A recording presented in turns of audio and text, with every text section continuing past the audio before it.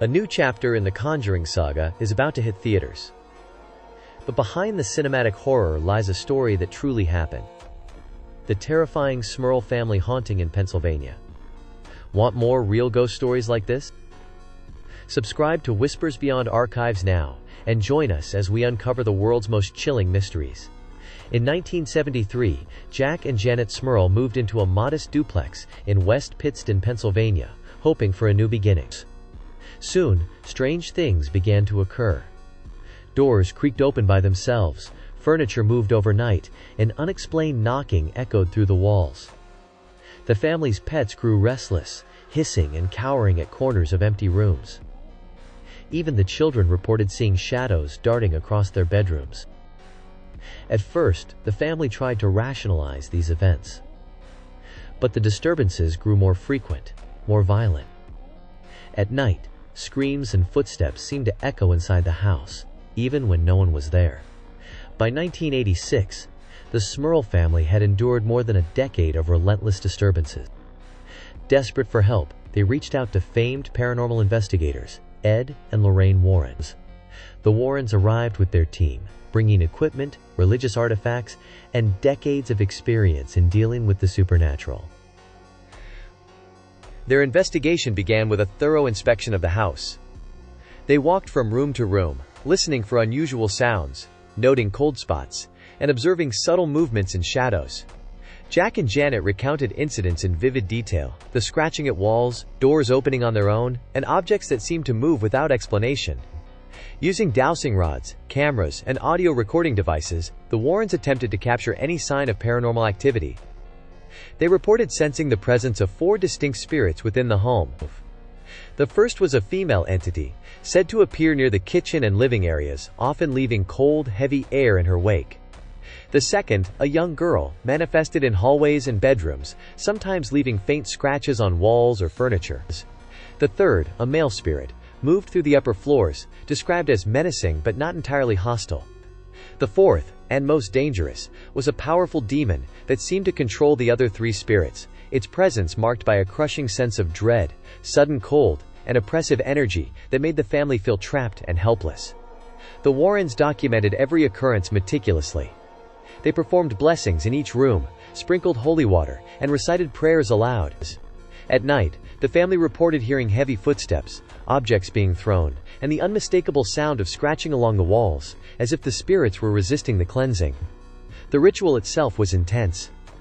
Candles flickered despite no wind, doors slammed shut, and shadows danced unnaturally along the hallways. Lorraine whispered prayers, invoking protection and guidance, while Ed attempted to confront the demon directly, urging it to release control over the spirits. At one point, the family claimed to hear a voice whispering threats from the darkness. Yet gradually, the oppressive presence began to lessen. After several sessions, the house fell eerily silent, and the Smurls reported moments of calm they had not experienced in years. Even after the Warrens' intervention, the investigators cautioned that the lingering energy might return, and that the house itself had been a magnet for these entities. But for the Smurls, it was the first glimpse of relief after years of terror, a fleeting sense that they were no longer alone against the unseen forces that haunted their home. The rituals brought a tangible, albeit temporary, relief.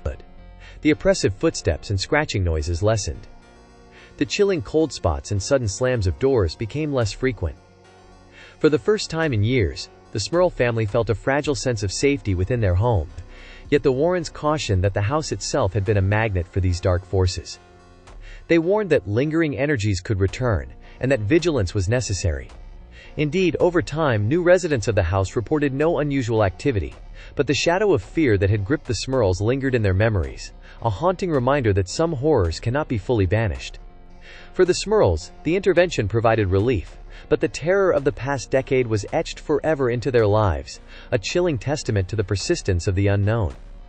Skeptics argued that the Smurl haunting might be a combination of stress, psychological strain, and media exaggeration. Yet the story captured public imagination, inspiring books, documentaries, and eventually, a television movie. In 1987, the Smurl family moved out. The house reportedly remained quiet afterward. For years, people have debated whether the haunting was real, or simply a family's nightmare magnified by fear. For the Smurls, the rituals brought a fragile sense of relief. The oppressive footsteps lessened, the cold spots faded, and for the first time in years, they could breathe without fear.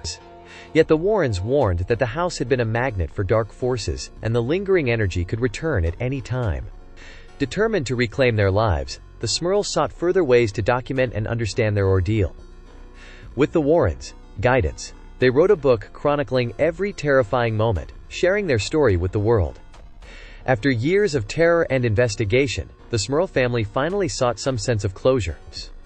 With the help of the Warrens, they wrote a book in 1986 titled The Haunted, One Family's Nightmare, documenting the relentless disturbances that had plagued their home. 5 years later, their story reached a wider audience when it was adapted into a television movie starring Sally Kirkland.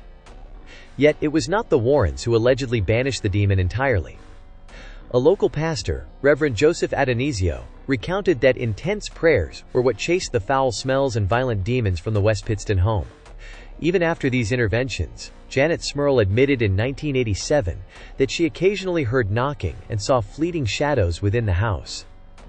In 1988, seeking peace, the Smurl family moved to Wilkes-Barre, Pennsylvania.